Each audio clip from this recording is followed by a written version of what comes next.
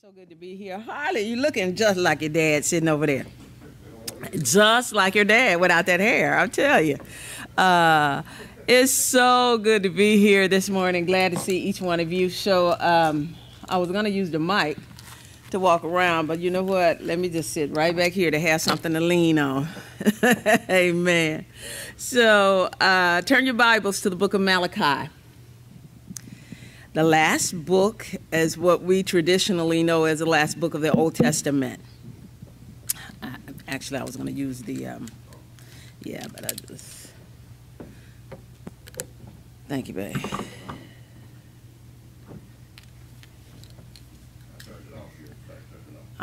Okay, thank you. I still feel like singing, but I'm not. I'm not going to do it. You know what? I thank God for Brother Curtis, Brother Wade this morning. Brother Curtis, he actually got up from the camera and said, we can switch places. And you know that's a blessing because I couldn't be back there changing the slides and up here too. So I appreciate you so much. Thank you. So in the book of Malachi, as I stated, it is what we have come to know traditionally as the last book of the Old Testament, but we know that the Old Testament continued on even when we go over to what we refer to as the New Testament. Right. So, but what we do know is that he was the last writing prophet, and so in Malachi he wrote to the nation of Israel, but he didn't write anything about himself. You know, sometimes a lot of times when the prophets are writing, or the writer, the book, the author of the book, they'll say something about themselves. Sometimes they'll let you know where they're from. They'll let you know who their parents were, and even some of the conditions that they had to endure when they began to prophesy. But we don't know any of that about Malachi. So Malachi, while Nehemiah, and we do remember now, this is the return stage. So we know that Nehemiah had come back to finish working in the city, within the city, repopulating the city, rebuilding the wall, putting the gates back up, and all of that was tasked to Nehemiah to do. Now, he took leave of his post as a cupbearer for the king. So he didn't stay in Jerusalem all of that time. He went back to Shushan. So when he went back to Shushan, let's go back to Nehemiah, the 13th chapter. Just flip over a couple of books.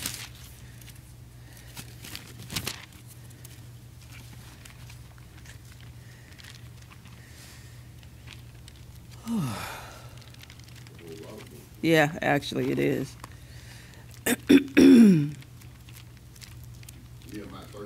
Yes, and I'm going to ask you to get there. When you get there, are you there? I'm almost. Okay. Okay. Nehemiah 13, would you read verse 6 and 7? Okay. Okay, I'm sorry. Here, you need to take this. Okay. Nehemiah 13, 6 and 7, the Bible says, but in all this time was not I at Jerusalem. For in the 32nd year of Artaxerxes, king of Babylon, came I unto the king, and after certain days obtained I leave of the king.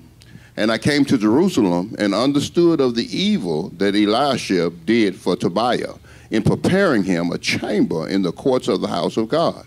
So while Nehemiah was away, things began to fall apart. And so Pastor Bland alluded to where the priest had actually set up a room there in the temple, and that room was set up for Tobiah. So when Nehemiah came back, he had to come back, just get back in his place as governor of the place, because obviously the people he left in charge, Pastor Bland, did not do what they were supposed to do to keep things running smoothly the way Nehemiah had left them. So he took some drastic steps to put reforms back in place to get the nation back on track. Nation of Israel was easy to get off track, as it would be any people when you have poor leadership. That's why you have a leader. Brother Curtis, you have a leader so that he can help to keep you. Now, everybody doesn't think the same. Let's just get that straight. That's why we have different parties here. That's why we have different political parties. Everybody just doesn't think the same. And so that's okay. But the overarching leader sets the tone. The overarching leader sets the tone and sets a path for you to go in. And so that was Nehemiah. And then when he left those people in place to do the same thing. We're set out on a course. And let's keep that course. Let's keep it going. And so when you look at what was going on when Nehemiah got back, if you go back to the 13th chapter, are you still there? I'm still here. Okay. There's a litany of things. Just keep reading from verse 7. Go on to verse 8. Mm-hmm. And it grieved me sore. Therefore I cast forth all the household stuff of Tobiah out of the chamber. Then I commanded, and they cleansed the chambers. And thither brought I again the vessels of the house of God, with the meat offering and the frankincense. And I perceived that the portions of the Levites had not been given them. For the Levites and the singers that did the work were fled every one to his field. Then contended I with the rulers and say, why is the house of God forsaken? And I gathered them together and set them in their place. Then brought all Judah the tithe of the corn and the new wine and the oil unto the treasuries. And I made treasuries. Hold on. And I made treasurers over the treasuries. Shelemiah the priest and Zadok the scribe, and of the Levites, Pedaiah, and next to them was Hanan the son of Zakur, the son of Mattaniah, for they were counted faithful, and their office was to distribute unto their brethren. Remember me, O my God, concerning this, and wipe not out my good deeds that I have done for the house of God and for the offices thereof. Thank you, Pastor Bland. And so then some of the things that were described during that time that he had gone and come back, some of those very things were some of the things, the very same things that Malachi will address in his book. So Malachi, he dealt with the poor crops. He dealt with intermarriage. Remember, that was a thing. With Nehemiah, they had begun to marry foreign women. And remember, he had to bring up Solomon to them, say, like, this is what got us into trouble in the beginning. When Solomon married foreign wives, he brought up defilement of the priesthood. For some reason, they did not esteem, as they should have, the office of the priesthood. He brought up oppression of the poor, lack of support for the temple, which Pastor Bland just read. And I said this earlier in our studies, that if Tobiah was living in one of the chambers that was set aside for the tithe and offerings, then you know it wasn't any tithe and offerings in that chamber because he was living in it. Lady Dove, this is just very strange to me because same thing I was talking to Curtis about earlier, how people have abandoned the churches now and are not financially supporting them or anything. And the thing, I can even go to recovery. If it wasn't for the faithfulness of a few people, we would not have a Cocaine Anonymous group here in Helena, because people, one of the problems that Robin and I have seen over the years, over the last 30 years, is people come in and they get to doing better and they go on. They forget about the people who are coming behind them. And this is, of course, ain't nothing magic about the building, ain't nothing magic about, you have your own relationship with God besides coming at. But the thing about it is, Lady Deborah, we facilitate. It's a meeting place, and it's a place where information can be disseminated freely to help other people. And so we may be doing better, but there's somebody coming behind us who don't have a clue, who are just baffled. They don't know why life is not making sense. And so I just think it comes down to selfishness. These people come back from Babylon, and and the weird thing about it is you could have stayed in Babylon if you're going to be selfish.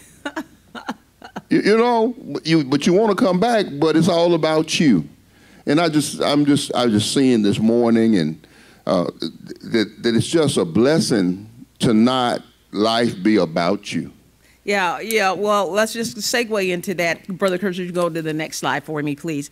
Because basically what they were saying is, in effect, Brother Robert, is that God owes us this. You know, we're back over here, and, you know, we came back. We suffered to come back.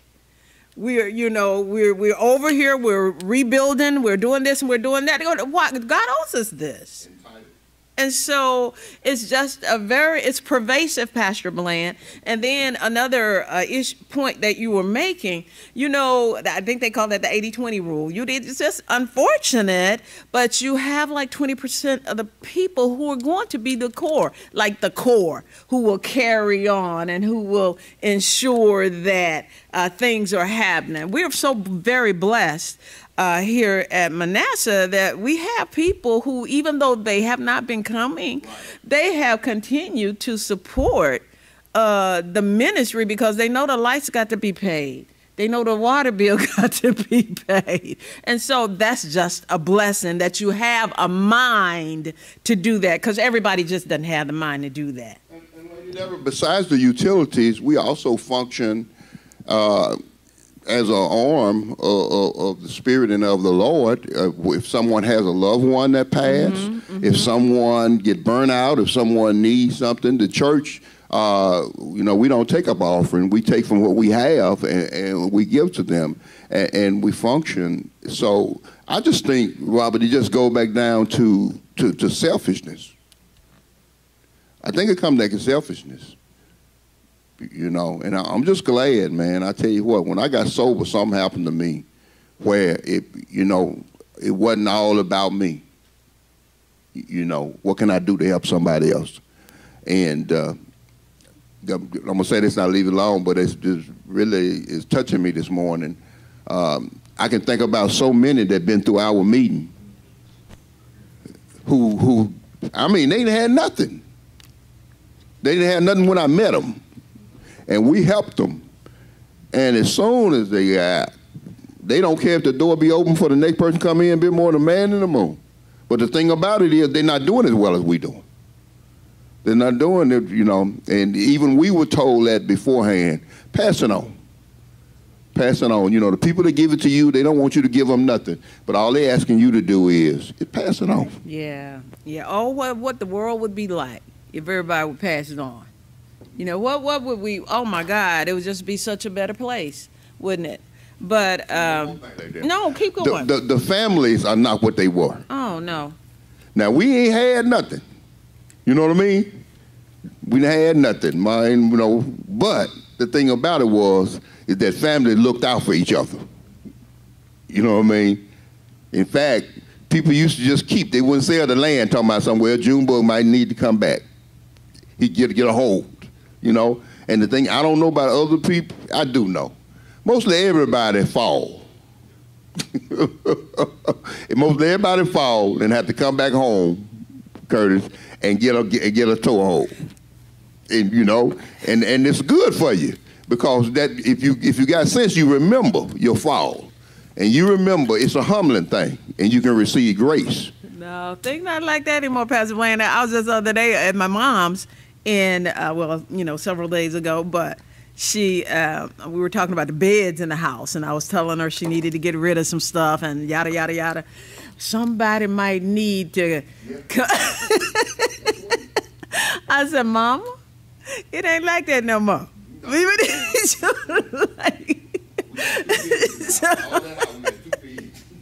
But you know what? That's the mindset that they had, to help somebody who needed help, even if it was not somebody in your family.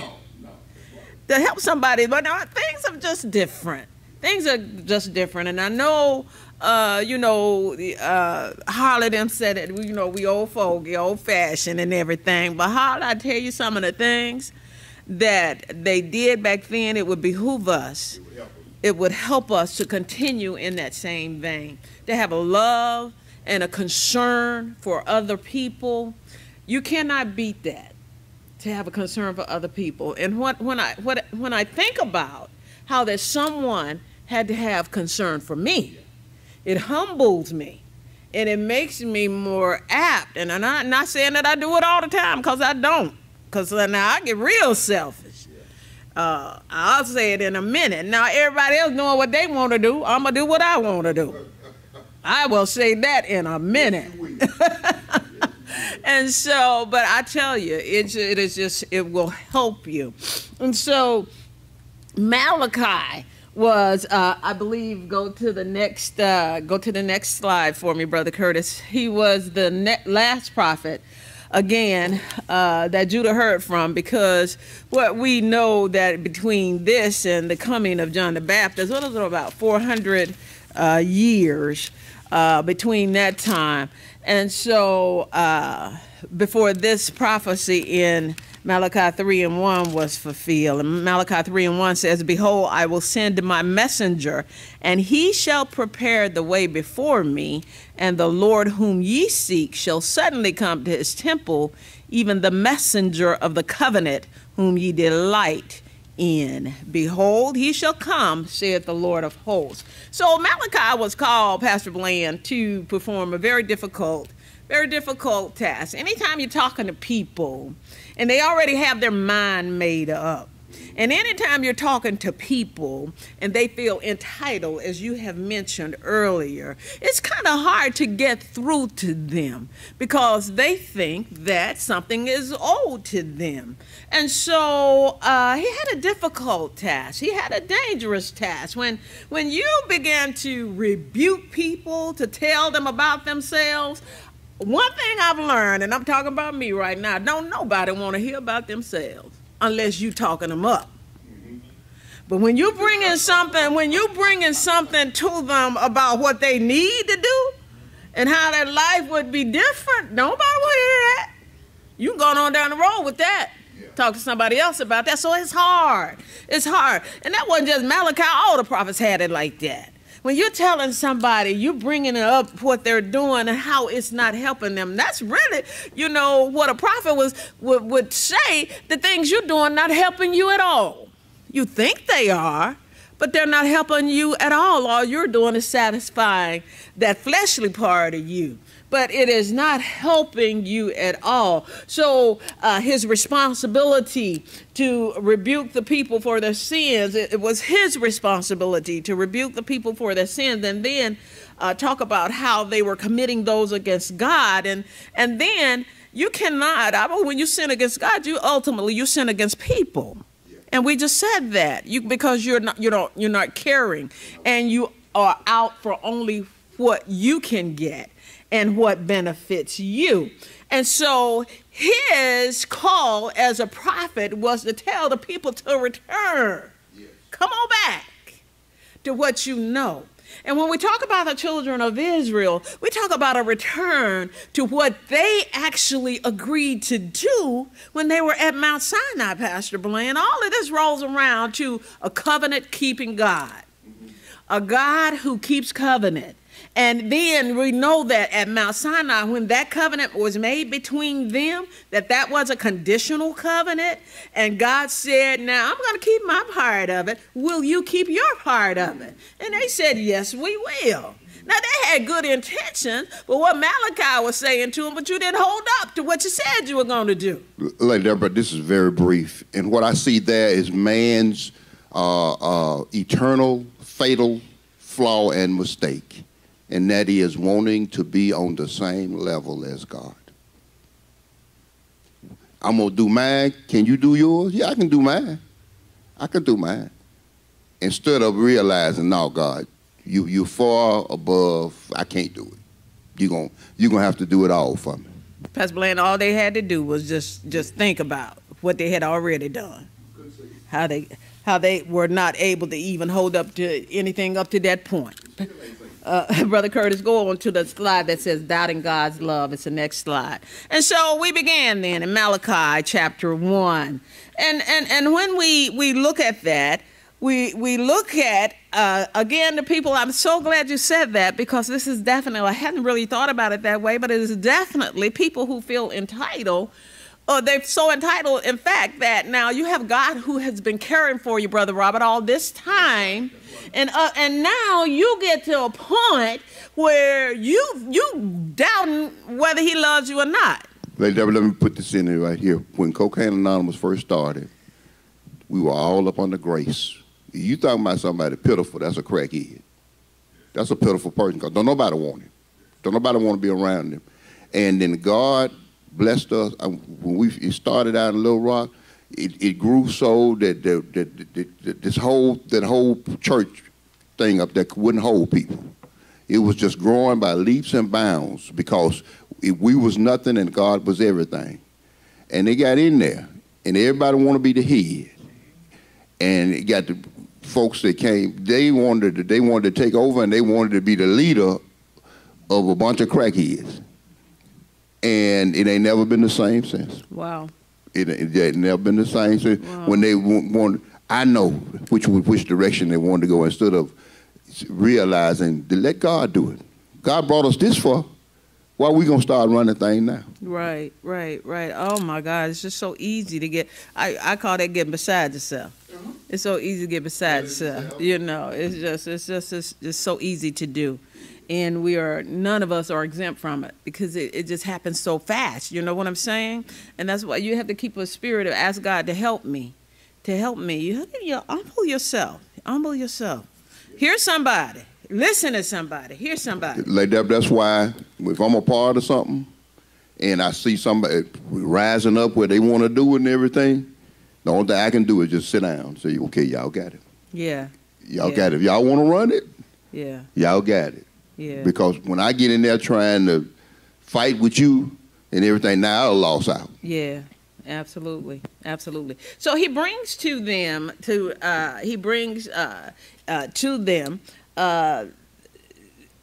show them evidence that they're doubting God's love, and he brings evidence before them to show them how God has loved you all along. And so in chapter 1 it says, the burden of the word of the Lord to Israel by Malachi.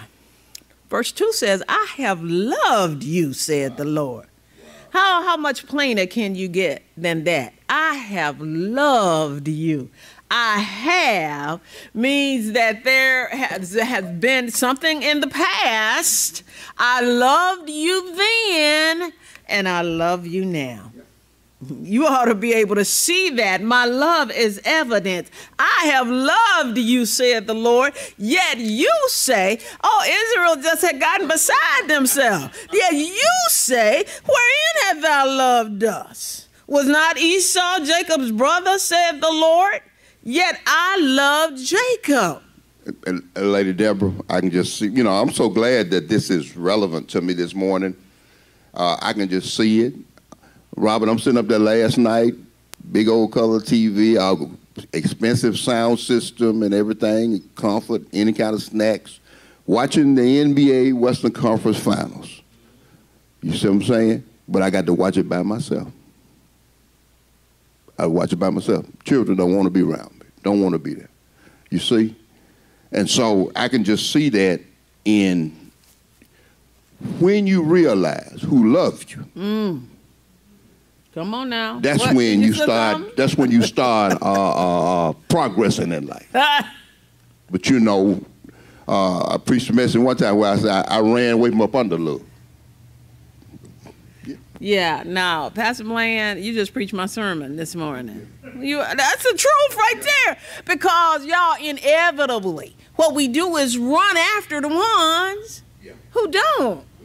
And God is standing right there saying, look, I love you. I love you. And you're doing everything else but returning the love to me.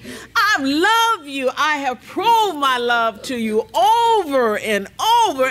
What else do I have to do? All the songwriters said, what more can he do? Say he already laid the foundation and he opened up the way. What more can he do?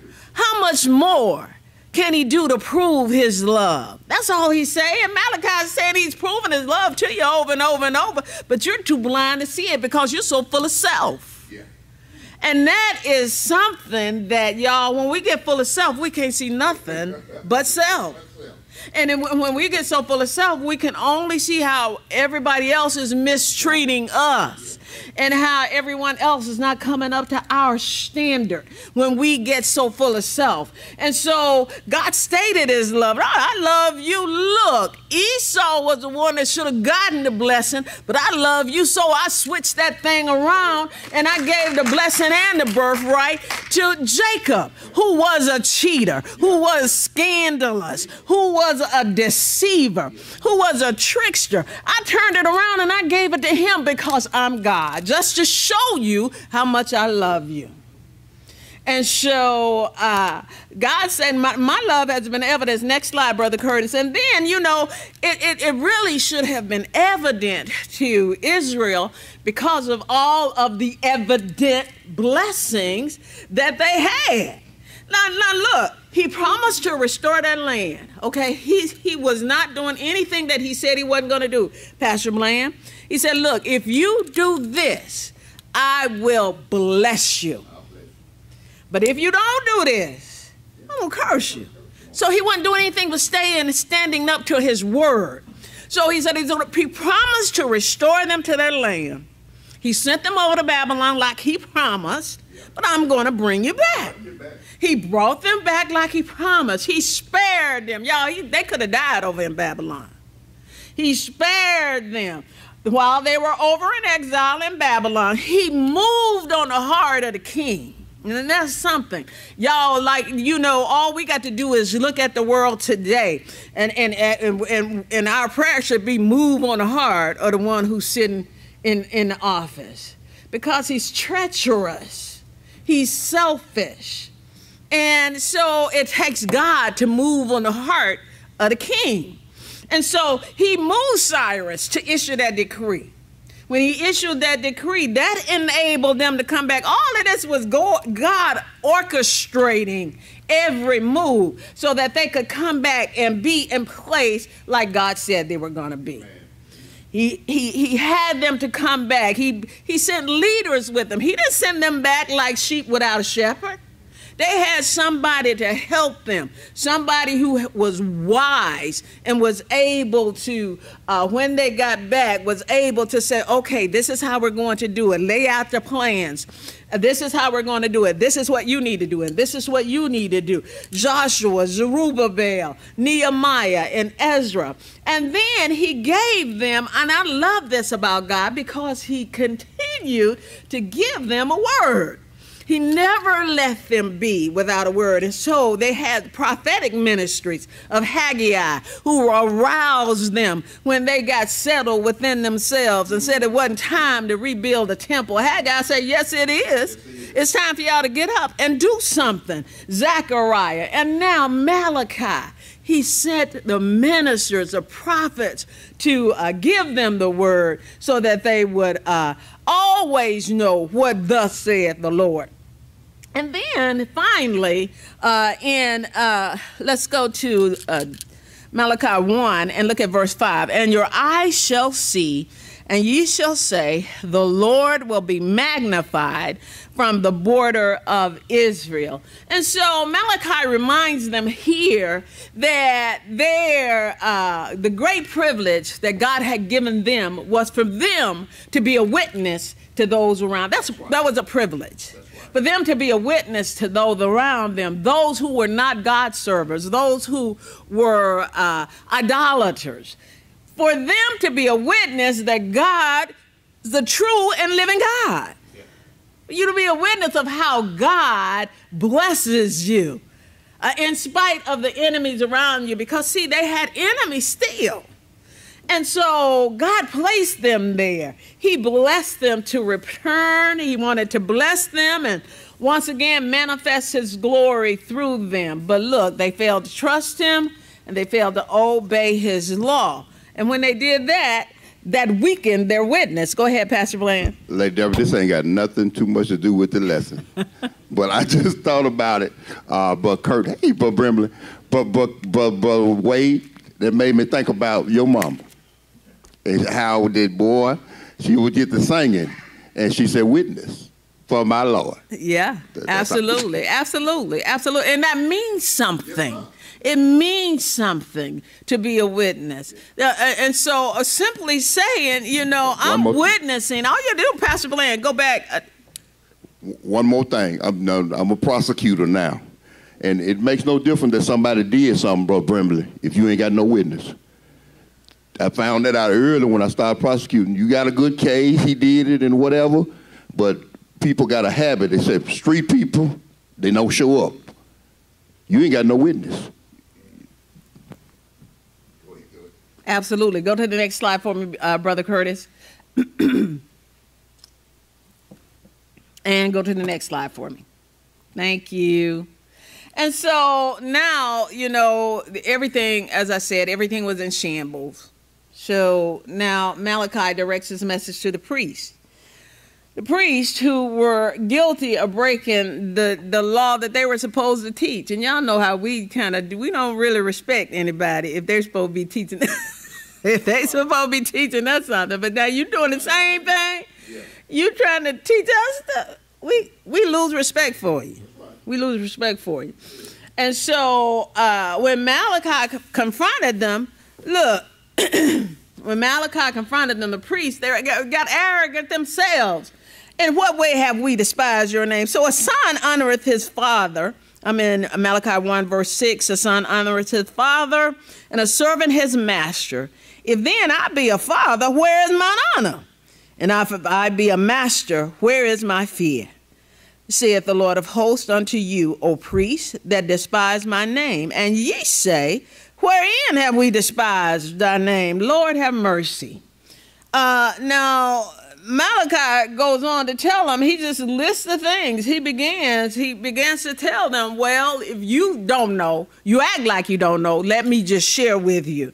You offer polluted bread upon my altar, and ye say, wherein have ye polluted thee? In that ye say, the table of the Lord is contemptible. And if ye offer the blind for sacrifice, is it not evil? And if ye offer the lame and sick, is it not evil? Offer it now unto thy governor. Will he be pleased? Would you give that to anybody else? The stuff you bringing to me, would you give that to anybody else?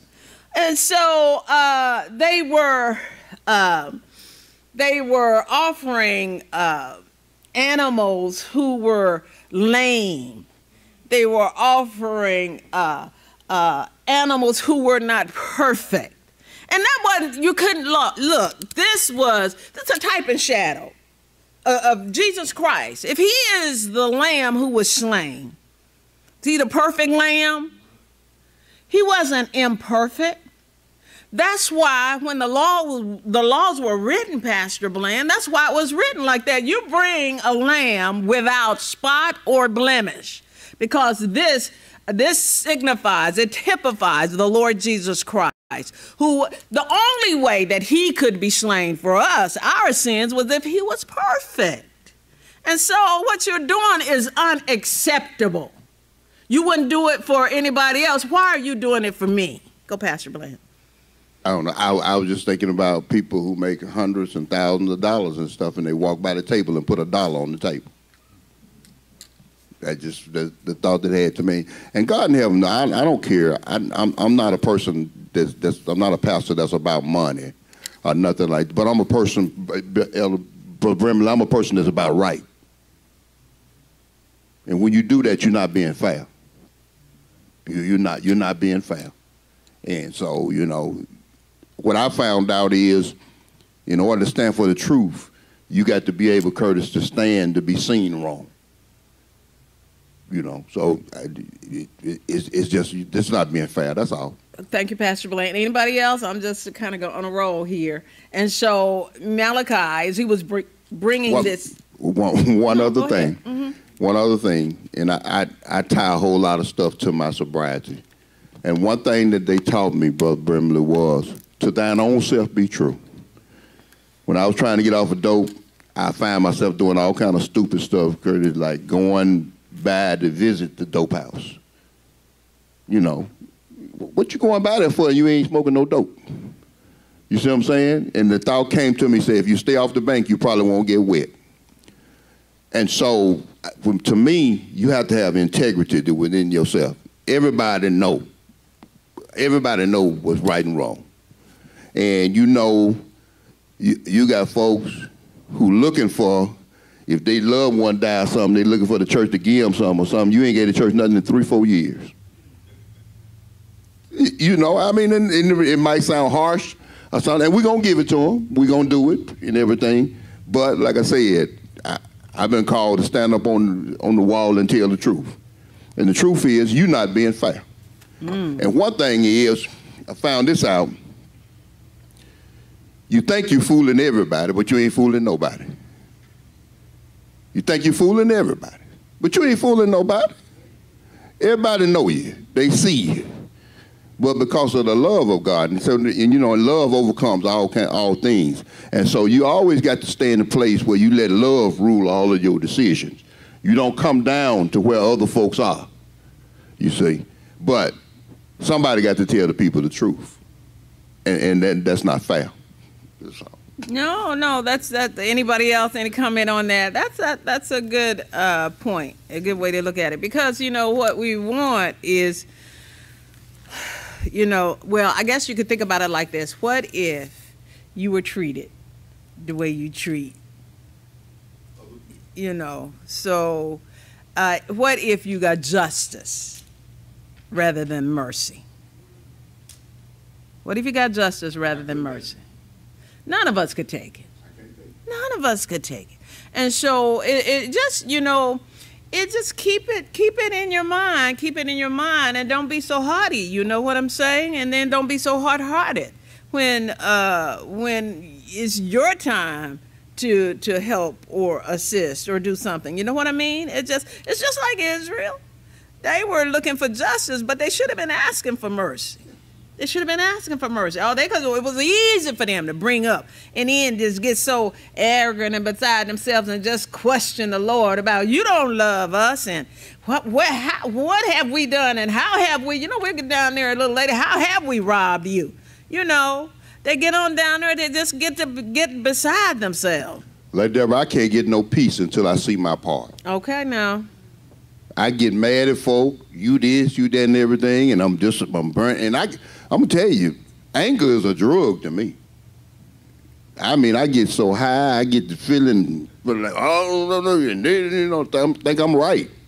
But when I see me, that's when I can have some peace. That's when I quit being so harsh on other people, when I can see my part. Thank you. And you know what? I have to say this. I'll say this before the people. I have to thank God for Pastor Bland. Y'all, Pastor, help me with that. Because a lot of times I just get real indignant. And now I'm just telling you about me now this morning. You know, but, you know, he bring it on back to me, Robert. Well, now, your only reason you in that situation is because you did X, Y, Z, or you allowed X, Y, Z. And what did you have to do with it?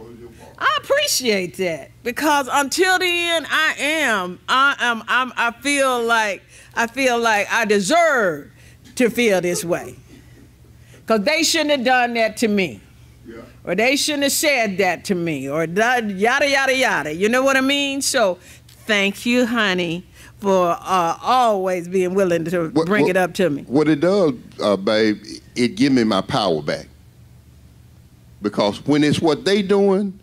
And you can't change nobody. You can't change nobody. And when it's what they're doing, I'm so powerless. I'm a victim. But when I can see my part, yeah. Okay, well, this is what I need to do. Yeah. It's what it is. I need to quit fooling with you. Because every time I fool with you, you get me. Yeah, absolutely. Absolutely. So I appreciate it. But Malachi told the priest that, you know, y'all, it would be better for y'all to just close the doors of the temple and stop the sacrifices altogether, because y'all so hypocritical. I mean, you're operating in hypocrisy. And so he looked ahead to the time, because he also was a prophet who spoke of those things that were to come in a better time. He looked at a time, look at verse 11, far from the rising of the sun, even unto the going down of the same, my name shall be great among the Gentiles, and in every place incense shall be offered unto my name, and a pure offering, for my name shall be great among the heathen, saith the Lord of hosts. We know that has to be a future time, a far future time, when all things would be made right.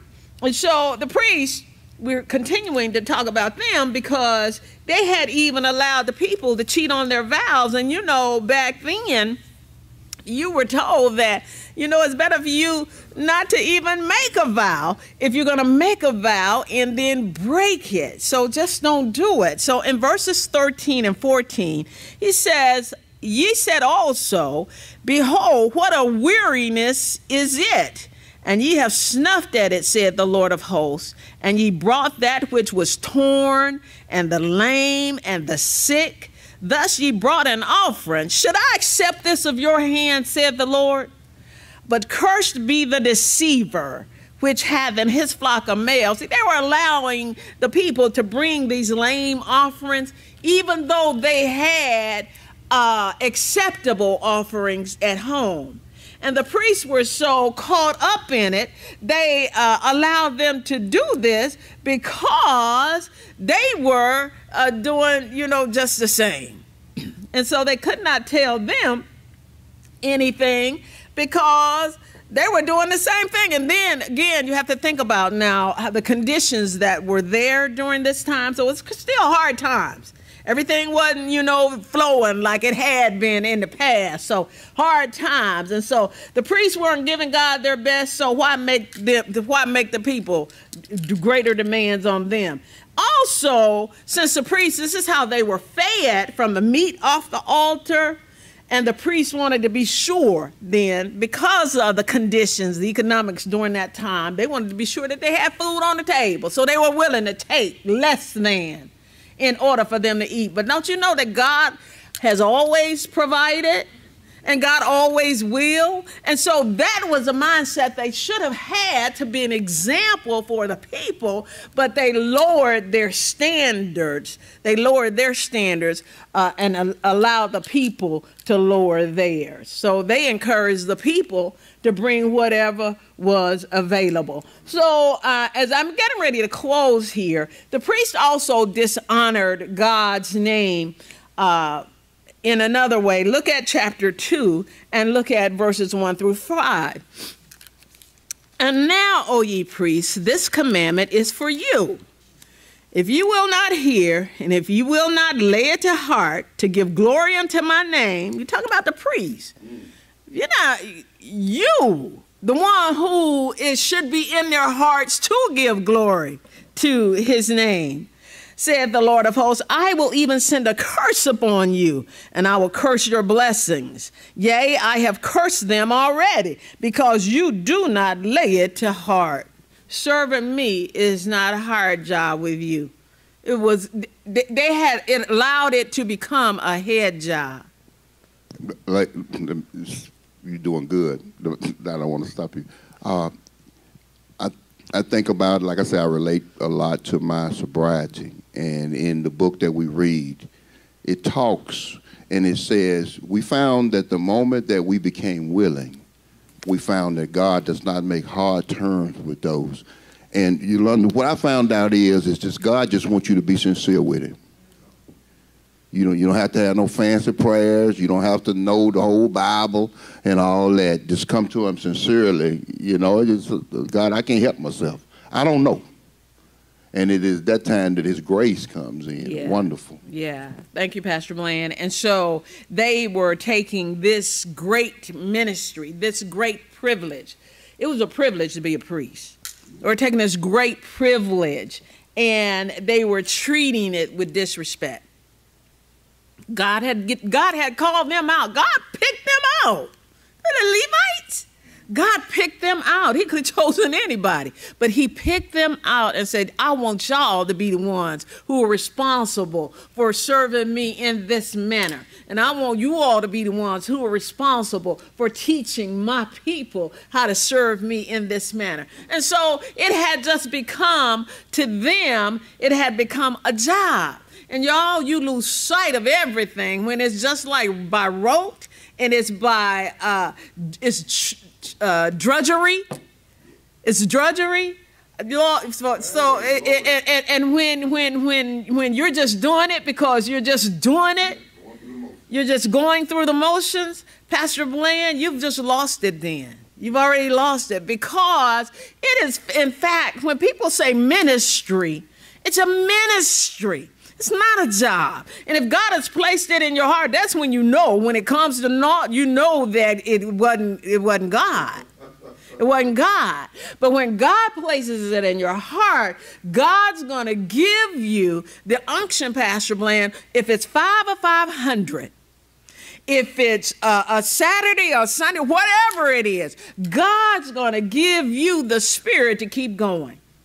Going to give you a spirit to keep going, because you're not doing it for the notoriety. You're not doing it for the income. You're not doing it for you're doing it to give glory to God.